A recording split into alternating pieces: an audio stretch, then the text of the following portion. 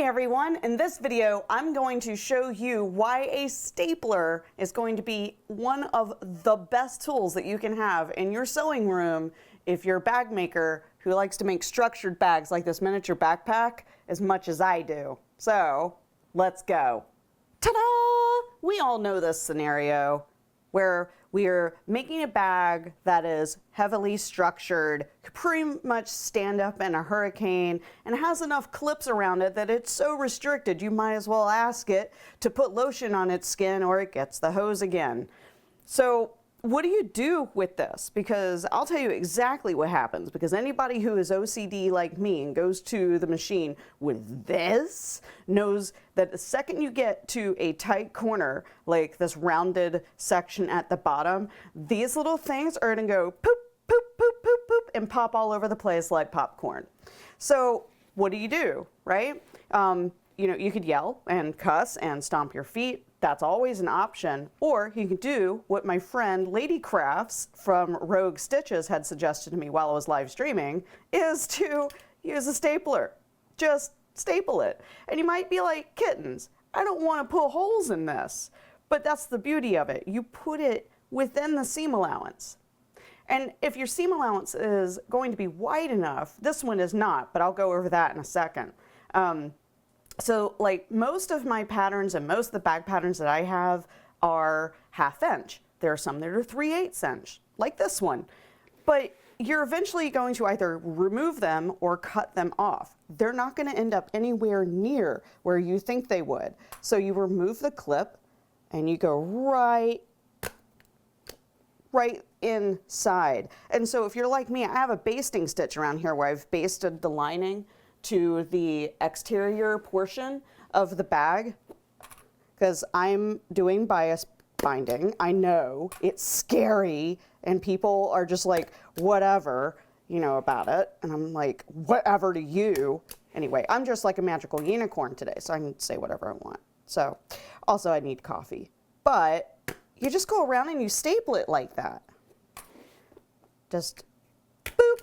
Now I'm going to put one up here so I can demonstrate removing, because you might be like, well, I don't want to use the claw things, right? Like staple removers. And I wouldn't advise picking at it with your fingers because they'll jab inside and you'll bleed and then it's blood all over the bag and then it's like, well, I got to charge more for my DNA.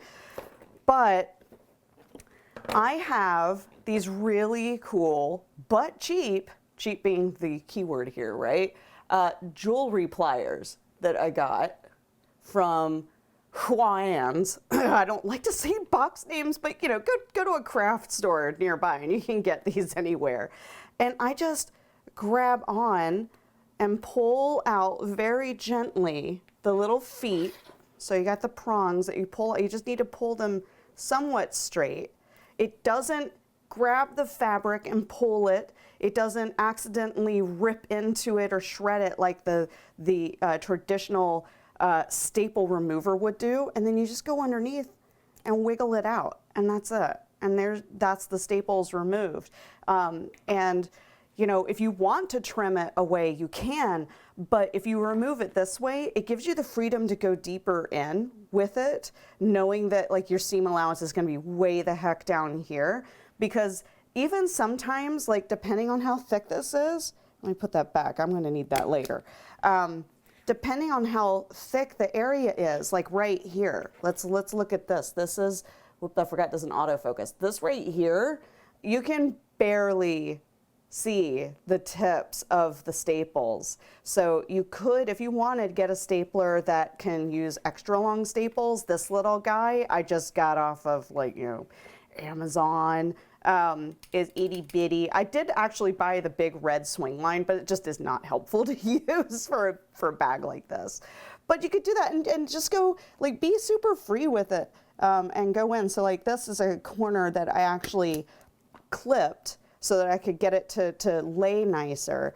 But I mean, that's it. And it's so simple to use. And when you go and you sew it, and again, like, I don't know if anybody needs this tip in this particular video, but when you're sewing something like this, sew with what's supposed to be the flat side down, because then you don't have to worry about your gusset getting kind of like crinkled underneath. It'll be easier to watch if it's on top. Anywho, so I really hope that helps you. This is, yeah, it's the coolest trick ever. Wow, the camera is really bright. Sorry, it's during the daytime. Anywho, enjoy. Let me know if you've tried this before. Feel free to leave additional tips that you have down below. Sometimes clips are great, and then other times they're not so great, like for this. Other last minute reminder, because I had to remind myself of this after I got all the clips on for the video. Open your zipper. Always open the zipper. Enjoy your day.